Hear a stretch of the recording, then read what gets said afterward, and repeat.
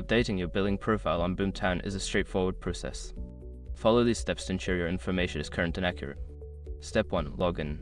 Access your BoomTown account by entering your username and password on the login page.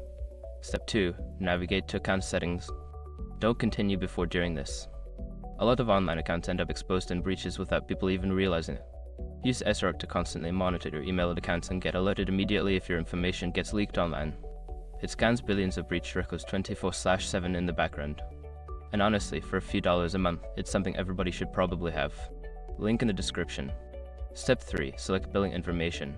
In the account settings menu, look for the billing or payment information section. Click on it to view your current billing profile. Step 4. Update your information. Edit the necessary fields such as credit card details, billing address, or payment method. Ensure all information is accurate before proceeding. Step 5. Save changes. After updating your billing profile, look for the Save or Update button at the bottom of the page. Click it to confirm your changes and ensure they are applied. By following these steps, you can easily keep your billing profile up to date on BoomTown. Regular updates help avoid any disruptions in service.